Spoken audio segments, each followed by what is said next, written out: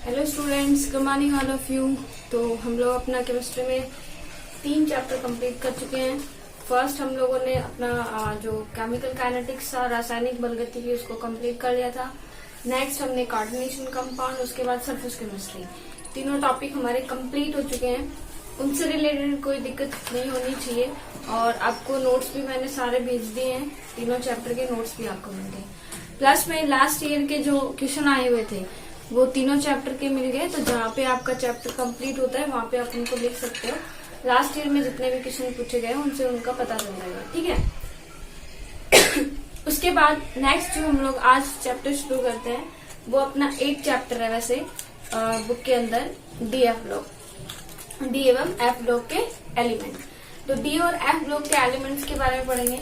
इस साल देखो 12th क्लास में आपके एक तो पी ब्लॉक एलिमेंट्स है, एक डी और एफ ब्लॉक एलिमेंट्स है, ठीक है। एस ब्लॉक आप लोगों ने 11th में पढ़ लिया होगा, तो ये एस ब्लॉक और पी ब्लॉक 11th में, पी ब्लॉक भी 11th में आता है। बट इस साल आपके डिटेल से है पी ब्लॉक, तो वो थ्योरेटिकल है, वो हम नेक्स्ट शुरू करेंगे। अभी डी और एफ ब्लॉक के बारे में पढ़ते हैं कि डी और एफ ब्लॉक क्या होते हैं, ठीक है। तो आपको पीरियोडिक टेबल थोड़ा सा ध्यान हो तो पीरियोडिक टेबल में आपको पता है इस टाइप से पीरियोडिक टेबल बनती है।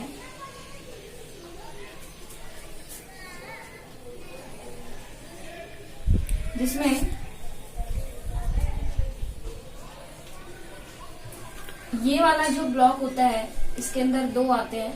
ये होता है आपका एस ब्लॉक, इसके अंदर 10 आते हैं क्योंकि डी के अंदर 10 इलेक्ट्रॉन भरे जाते हैं, ठीक है। डी के अंदर 10 इलेक्ट्रॉन भरे जाते हैं, इसलिए इसके अंदर कितने ऐसे आते हैं कॉलम 10, ठीक है। तो यहाँ पे क्या आ जाता है डी ब्लॉक, और इसको हम लोग पी बोलते हैं। इसके अंदर कितने कॉलम आते हैं 6, क्योंकि पी के अंदर कितने इलेक्ट्रॉन भरे जाते हैं 6। नीचे आप अलग से बनाते हो एफ ब्लॉक, ठीक है।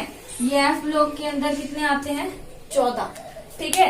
तो 14 एलिमेंट्स इसके अंदर आते हैं। और देखिए आपको पता हो कि यहाँ पे जब डी ब्लॉक से ही कोई एक एलिमेंट होता है, ये जहाँ से ये क्या होता है आपका लेंथेनम और एक्टिनम, जिनसे लेंथेनाइड और एक्टिनाइड सीरीज शुरू होती है। ये नॉर्मल जस्ट इंट्रोडक्शन है किसका, पीरियोडिक टेबल का। अब हम लोग को पढ़ना है डी और एफ ब्लॉक के एलिमेंट्स। आपके देखिए ये चैप्टर जो है ना एग्जाम के अंदर 3 मार्क्स का आता है, 3 मार्क्स का आता है, जिसमें आपको नॉर्मली ये पूछ लिया जाता है कि इसमें इलेक्ट्रॉनिक कॉन्फ़िगरेशन आएंगे, इलेक्ट्रॉनिक कॉन्फ़िगरेशन पूछ लेते हैं, या फिर आपको कोई रीजनिंग टाइप क्वेश्चन पूछ लेते हैं। तो इस टाइप से नॉर्मल सिंपल क्वेश्चन है, बहुत ही इजी चैप्टर है और बहुत इंटरेस्टिंग भी है। समझने की जरूरत है, अच्छे से वीडियो को देखना, ठीक है। अब देखिए सबसे पहले आपको बता दूं कि आपके पीरियोडिक टेबल के अंदर कितने 18 तो कितने क्या होते हैं ग्रुप, 18 तो क्या होते हैं ग्रुप, और 7 क्या होते हैं पीरियड्स, ठीक है। 7 पीरियड्स, 18 ग्रुप, 18 समूह होते हैं और 7 क्या होते हैं आवर्त, ठीक है। तो देखिए जो आपका फर्स्ट जो आवर्त होता है, फर्स्ट जो पीरियड होता है, उसके अंदर सिर्फ और सिर्फ कितने एलिमेंट आते हैं 2, ओके। उसके बाद क्या आते हैं 8, क्योंकि उसके अंदर एस ब्लॉक के आएंगे 2 तो, और 2 आएंगे पी ब्लॉक के, 6 आएंगे पी ब्लॉक के। तो फर्स्ट में सिर्फ 2 और सेकंड और थर्ड में 8 और 8, ठीक है। सेकंड में भी 2 एस ब्लॉक के, 6 पी ब्लॉक के, और ऐसे ही थर्ड आवर्त में 2 तो यहाँ आते हैं और 6 समूह यहाँ पे आते हैं, 6 आपके एलिमेंट यहाँ पे आते हैं।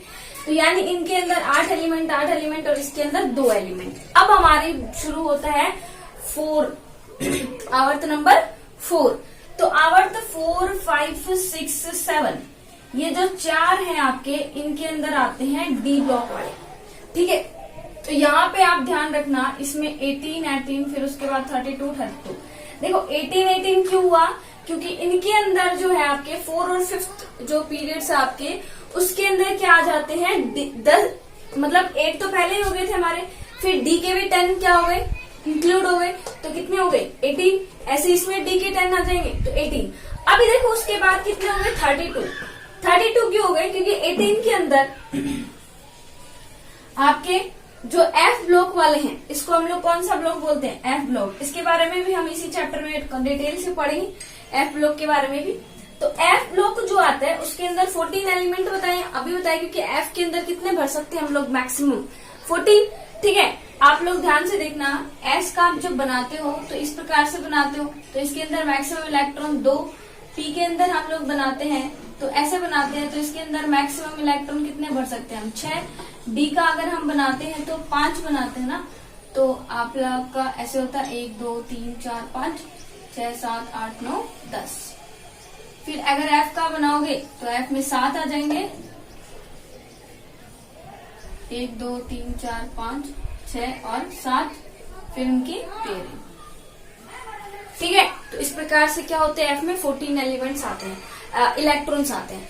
अब एफ ब्लॉक के अंदर इस टाइप से जो कॉलम बनेंगे वो 14 होते हैं। ठीक है, इस प्रकार से 14 आपको बनाने हैं। फिर देखिए 14 ये ऐड हो जाएंगे, तो 18 में जब 14 और ऐड कर दोगे तो कितना हो जाएगा, 32 हो जाएगा। तो नीचे आपके 32 और 32 एलिमेंट, लेकिन इसमें देखो 32 एलिमेंट नहीं होते हैं, क्योंकि जो 7 जो पीरियड्स है उसके अंदर कुछ ही एलिमेंट्स होते हैं जो नॉन होते हैं। आगे का ये ब्लॉक खाली है, तो जहां पे जैसे डिस्कवरी चल रही है फिलहाल में कुछ एलिमेंट्स की, तो और ऐड करेंगे, वो यहाँ पे ऐड करेंगे। ठीक है, तो अभी तक ये जो आपका 7 जो पीरियड है ये कंप्लीट नहीं है, ये क्या है, आधा ही भरा हुआ है। ओके, समझ आया इतना कि ऊपर से इसमें फर्स्ट, इसके अंदर 2 और फिर 2 वाले में 8 और 8, उसके बाद में 4th से जो हमारा 4th नंबर के पीरियड से 4th नंबर के आवर से हमारा कौन सा ब्लॉक शुरू होता है, डी ब्लॉक क्या होता है, शुरू होता है। ठीक है, तो आपका 4th हो गया, 5th हो गया, 6th हो गया, 7th हो गया। ठीक है, तो 7th में आपको मैंने बताया कि बहुत ही कम नॉन है। ठीक है, तो 4th, 5th और 6th, इन वालों में इनको क्या बोलते हैं हम लोग, डी ब्लॉक। ठीक है, अब देखिए आप लोग को इलेक्ट्रॉनिक कॉन्फ़िगरेशन भरना आता होगा। इलेक्ट्रॉनिक कॉन्फ़िगरेशन में हम लोग 1s2 में भरते हैं, फिर 2s2 में भरते हैं, फिर 2p में भरते हैं, फिर 3s में भरते हैं, इस प्रकार से भरते जाते हैं, है ना। तो इंक्रीजिंग ऑर्डर, उनके एनर्जी के इंक्रीजिंग ऑर्डर में उनको क्या किया जाता है, भरा जाता है। ठीक है, तो एक चीज याद रखना कि आपके एस इलेक्ट्रॉन की जो एस ऑर्बिटल है उसकी एनर्जी डी ऑर्बिटल की एनर्जी से क्या रहेगी, कम रहेगी। ठीक है, तो आप क्या करोगे, आप लोग को क्या करना है, इनका अगर हम इनकी बात करें कि यहाँ पे जो तत्व आते हैं, चलो पहले कॉन्फ़िगरेशन में आपको डिटेल से बता दूंगी। पहले हम लोग एलिमेंट्स की बात करते हैं कि डी ब्लॉक के अंदर एलिमेंट्स कौन से आते हैं, कि डी ब्लॉक की, अब देखिए कहाँ से शुरू हुआ, 4th नंबर के पीरियड से 5th में 6th में, यहाँ पे क्या आएगा आपका डी ब्लॉक एलिमेंट्स आएंगे। ठीक है, तो सबसे पहले हम लोग बात करें तो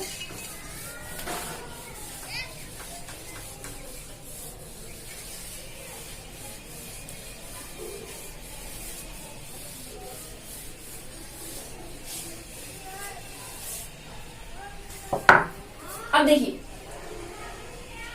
ये जो 4 है ये किस चीज को शो करता है, एन नंबर, जो हम लोग भरते हैं ना 1 2 1s 2s 3s, तो ये 1 2 3 जो है ना ये उसके एन है, प्रिंसिपल क्वांटम नंबर, पढ़ा भी होगा 11th क्लास में, मुख्य क्वांटम संख्या।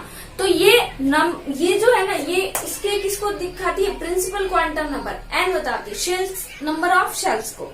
ठीक है, तो 4th में यहाँ पे आप देखना शुरू कहाँ से होता है, स्कैंडियम से, scandium, titanium, vanadium, chromium, manganese, iron, 26 फिर कोबाल्ट, निकल, कॉपर और जिंक। ठीक है, शुरू करते हैं। 21, इसका होता है 22, 23, 24, 25, 26, 27, 28, 29 और 30।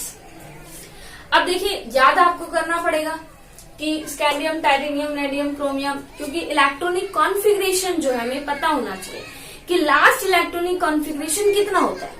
अब देखिए हमें जब इलेक्ट्रॉनिक कॉन्फ़िगरेशन हमें देखना है तो इससे पहले देखो जो हमारी आती है इनर्ट गैस का जो आता है वो आती है आर्गन, क्या बोलते हैं उसको, इनर्ट गैस को, जो आप लोग अक्रिय गैसेस बोलते हैं ना, नोबल गैसेस, जो लास्ट 0 ग्रुप के अंदर आती हैं, वो आती है आपकी इनसे पहले, इस पीरियड से पहले आती है 80, जिसका क्या होता है, आर्गन आती है जिसका एटॉमिक नंबर कितना होता है, 80। ठीक है, अब हम इलेक्ट्रॉनिक कॉन्फ़िगरेशन भरना शुरू करें तो इलेक्ट्रॉनिक कॉन्फ़िगरेशन जो इलेक्ट्रॉनिक विन्यास जो होता है इनका, उनका जनरल फॉर्मूले की बात करें तो यहाँ पे n-1d 1 से लेके 10 और ns 1 से लेके 2। अब देखो एक बार ध्यान से सुनना एक बात को कि यहाँ पे ये भले ही क्या है, इसका नंबर कितना है 4 है, लेकिन डी ब्लॉक शुरू कहाँ से होता है, 3D से शुरू होगा ना। 2 वाले में डी नहीं आता, 3D से शुरू होता है।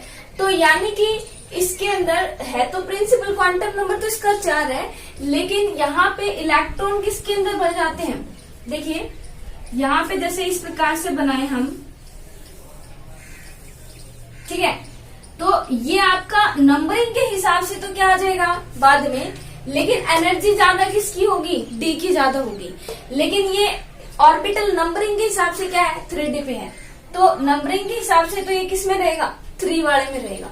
तो यानी कि डी इलेक्ट्रॉन का जब आपको भरना होता है तो इसके अंदर आप लोग याद ध्यान रखना, जैसे 21 का आप बनाते हो तो आप 21 का बनाओ, स्कैंडियम आपका 21 का होता है, ठीक है।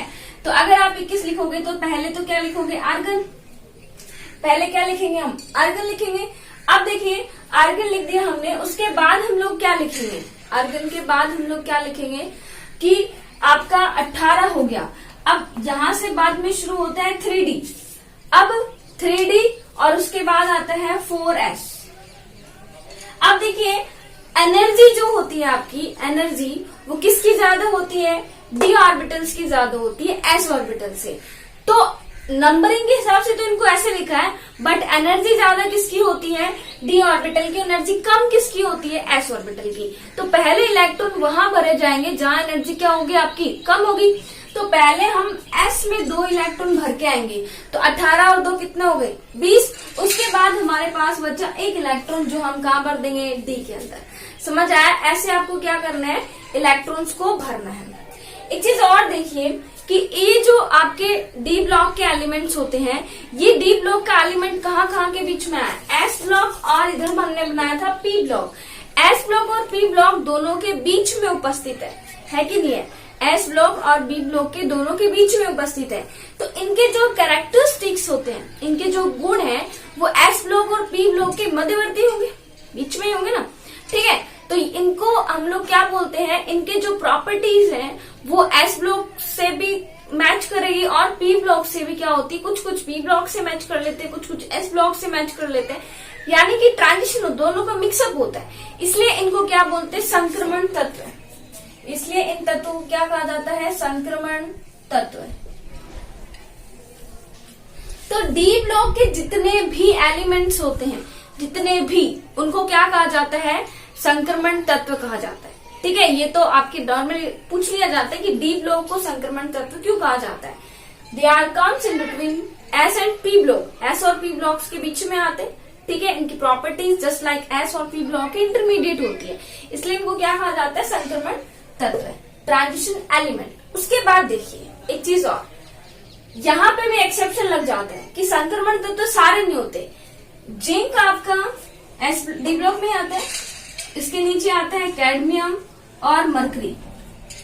जिंक, कैडमियम, मरकरी, इनको संक्रमण तत्व नहीं कहा जाता, इनको स्यूडो ट्रांजिशन एलिमेंट कहा जाता है। स्यूडो मतलब छदम होता है ना, तो स्यूडो ट्रांजिशन एलिमेंट इनको बोलते हैं, ट्रांजिशन एलिमेंट्स, बाकी सबको इनको बोलते हैं स्यूडो ट्रांजिशन एलिमेंट। अब देखिए इनको स्यूडो ट्रांजिशन एलिमेंट क्यों कहा जाता है। पहले आप इतनी चीज देखिए कि इन सबको संक्रमण तत्व क्यों कहा जाता है। संक्रमण तत्व होने के लिए हमारे फर्स्ट प्रॉपर्टी क्या होनी चाहिए कि जो आपका एलिमेंट है, ध्यान से सुनना, जो आपका एलिमेंट है उस एलिमेंट को, उस एलिमेंट जो आपका डी है, डी कक्षक, वो क्या होना चाहिए, खाली। या तो वो न्यूट्रल फॉर्म में उसमें डी इलेक्ट्रॉन खाली मिल जाए, डी कक्षक खाली मिल जाए, या फिर उसकी आयनिक अवस्था में डी इलेक्ट्रॉन क्या मिल जाए, खाली मिल जाए, ठीक है। तब क्या होगा आपका वो संक्रमण तत्व होगा। अगर डी ब्लॉक खाली है तो या तो खाली होना चाहिए या हाफ फिल्ड होना चाहिए, मतलब जो भी उसमें कक्षक खाली होने चाहिए। अब जैसे इसमें D1 है तो आपको पता है इसमें डी में तो 1 इलेक्ट्रॉन भरा गया, बाकी कक्षक तो सारे खाली हैं। इसका मतलब ये क्या होगा, ट्रांजिशन एलिमेंट होगा। लेकिन जिंक, कैडमियम, मरकरी इनका इलेक्ट्रॉनिक विन्यास अगर हम बात करें तो इनके इलेक्ट्रॉनिक विन्यास में ना तो न्यूट्रल फॉर्म में और ना ही इनकी आयनिक फॉर्म में ये क्या नहीं करते हैं, डी कक्षक को खाली नहीं करते हैं। इसलिए जिंक, कैडमियम, मरकरी को ट्रांजिशन एलिमेंट नहीं कहा जाता। यही आपका एक क्वेश्चन बनता है और जो बहुत ही बार एग्जाम में भी पूछा गया है कि जिंक, कैडमियम, मरकरी को ट्रांजिशन एलिमेंट क्यों नहीं कहा जाता, क्योंकि इनकी उदासीन अवस्था में या फिर इनको हम लोग बोल सकते हैं आयनिक अवस्था में, आयंस भी हम लोग बनाए तो उनमें इनमें डी इलेक्ट्रॉन्स खाली, डी ऑर्बिटल खाली नहीं होते हैं। तो ट्रांजिशन हो लिखने के लिए डी एलिमेंट्स, डी ऑर्बिटल खाली नहीं रहेंगे। अब देखिए कैसे, अगर हम जिंक की बात करें तो सबसे पहले मैं आपको देखो सबका इलेक्ट्रॉनिक कॉन्फ़िगरेशन इनका बता देती हूँ कि कैसे करना है। आपको नॉर्मल फार्मूला तो पता ही चल गया, क्या करना है, n-1 डी 1 से लेके 10 तक भरे जाएंगे और ns में 1 से लेके 2 तक भरे जाएंगे। ये तो है पूरे डी ब्लॉक का इलेक्ट्रॉनिक विन्यास, नॉर्मल पूरा आपका डी ब्लॉक जितना भी है, पूरे डी ब्लॉक का क्या है, इलेक्ट्रॉनिक विन्यास है। अगर स्पेशली हम इस सीरीज की बात करें तो इसको बोला जाता है, ये 3 इसके अंदर कहाँ भरे जा रहे हैं, 3 में भरे जा रहे हैं ना, 3 में भरे जा रहे हैं, इसलिए इसको बोलते हैं 3D श्रेणी। इसको क्या बोलते हैं, 3D श्रेणी, 3D सीरीज। तो इसमें 3D, 4D और 5D सीरीज आती है, 3D, 4D और 5D सीरीज आती है। तो 3D सीरीज, इसके अंदर अगर हम इस सीरीज की बात करें तो इस सीरीज का नॉर्मल इलेक्ट्रॉनिक विन्यास क्या हो जाएगा, हम लोग n-1 की जगह क्या लिख देंगे, 3D 1 से लेके 10 और 4s 1 से लेके 2 और आगे आर्गन। तो ये किसका इलेक्ट्रॉनिक विन्यास हो गया, नॉर्मल जो 3D श्रेणी है, जो ये वाली श्रेणी है उसका नॉर्मल इलेक्ट्रॉनिक कॉन्फ़िगरेशन ये वाला होगा। अब हम लोग अलग अलग एलिमेंट्स का पढ़ लेते हैं, चलो मैं आपको बता देती हूँ अलग अलग एलिमेंट्स का। Scandium, titanium, vanadium, chromium, manganese, iron, cobalt, निकल, जी, ठीक है। 21, 22, 23, 24, 25, 26, 27, 28, 29 और 30, ठीक है। अब देखिए आर्गन तो सब में ही आपको लगाना है, आर्गन 18 हो गया, अब इसका 21 है तो 18। अब मैंने आपको बताया आपको 3D और 4s, एनर्जी कम किसकी होती है, 4s में। पहले हम इलेक्ट्रॉन किस में भरेंगे, 4s में भरेंगे, उसके बाद हम लोग बचे हुए इलेक्ट्रॉन किस में भरेंगे, डी के अंदर, ठीक है। तो देखिए 4s के अंदर आप कितने भर के आओगे, 2 भर के आओगे, उसके बाद आपके 18 और 2 20 हो गए, बच्चा 1। या फिर आपको देखो डायरेक्टली बता देती हूँ, जो इनके इलेक्ट्रॉनिक कॉन्फ़िगरेशन में यहाँ जो वैल्यू आती है ना, इस सीरीज में तो लगभग वही डी के अंदर भरे जाते हैं, लगभग, सारे नहीं बताया मैंने। अब टाइटेनियम 22 पे आता है तो इसमें भी वही हो जाएगा, आर्गन 3D2 4s2, वेनेडियम में क्या हो जाएगा 3D3 4s2, क्रोमियम में क्या हो जाएगा 3D4 4s2। ये आप लोग सोचते हो ऐसा हो जाएगा बट होता नहीं है। अब आप लोग सोच रहे हैं भी 3D4 और 4s2 ही होना चाहिए, एस के अंदर 2 भर के आएंगे और डी के अंदर क्या भर देंगे, फिर बच्चे हुए 4 भर देंगे, लेकिन इसके अंदर ऐसा नहीं होता। इसके अंदर ऐसा क्यों नहीं होता, अब वो सुनो। देखो आपको पता होगा कि इनके अंदर जैसे आप लोग एस बना रहे हो, पी बना रहे हो, पी एस का तो देखो कोई मैटर नहीं करता, एस में तो एक ही होता है। ये मान लो आपका डी है, ठीक है, डी मान लो चाहे पी मान लो, इनमें या तो मान लो हाफ फिल्ड, या तो ये आधे भरे हुए, या फिर इनको हम लोग क्या करते हैं फुल फिल्ड। आधे भरे हुए, अर्धपूरित कक्षक और पूर्ण पूरित कक्षक, इनका स्थायित्व मैक्सिमम होता है, ठीक है, और अदर्स के कंपैरिजन में इनकी स्टेबिलिटी क्या होती है, मैक्सिमम होती है, और इनको आसानी से हम लोग क्या नहीं कर सकते हैं, आयनित भी नहीं कर सकते हैं। इनकी स्टेबिलिटी क्या है, मैक्सिमम है।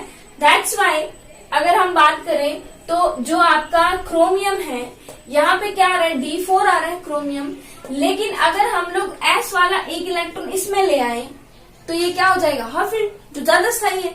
इसलिए S क्या करता है, अपना एक इलेक्ट्रॉन इसी में चला जाता है और S में 1 भरा जाता है और D के अंदर क्या भरे जाते हैं 5, ठीक है। तो आपका इसका विन्यास इंपॉर्टेंट है, जो एग्जाम में पूछा जाता है। क्रोमियम का इलेक्ट्रॉनिक विन्यास क्या होता है? बच्चे क्या करके आते हैं? 3d4 4s2 थोक के भाव बच्चे यही करके आते हैं, बट ये गलत हो जाता है। क्यों गलत हो जाता है? क्योंकि 3d4 is unstable state, 3d4 unstable होता है। उसके बजाय अगर वो एक इलेक्ट्रॉन ऐसे ले लेता है तो 3d5 बन जाएगा। और इनकी एनर्जी जो होती है ना, वो लगभग कंपैरिजन ही होती है, मतलब बहुत ज्यादा अंतर नहीं होता है इनकी एनर्जी में, बट इसकी थोड़ी सी कम होती है, इसकी थोड़ी सी क्या होती है, ज्यादा होती है। ठीक है, तो इसलिए इस एनर्जी ये अपने इलेक्ट्रॉन क्या ले लेगा, अपने पास में ले लेगा। Is that clear? ओके, समझ आया? अब नेक्स्ट चलते हैं। अब मैंगनीज का तो भाई है ही भाई साहब 25 ही है, तो इसका तो भरेंगे हम लोग क्या, 3d5 4s2। फिर आर्गन का आयरन का 3d6 4s2।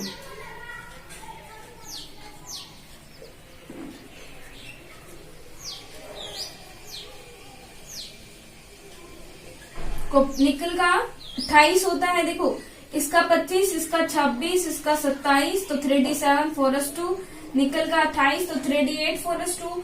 कॉपर का होता है 29। अब बताना जरा, अब आप फिर से सोचोगे भाई 3d9 भरें कि 10 भर दें, क्योंकि 10 क्या है, ज्यादा स्टेबल है। ठीक है, तो हम लोग क्या करते हैं, 3d10 4s1, और यहाँ पे क्या हो जाएगा आपका 3d10 4s2।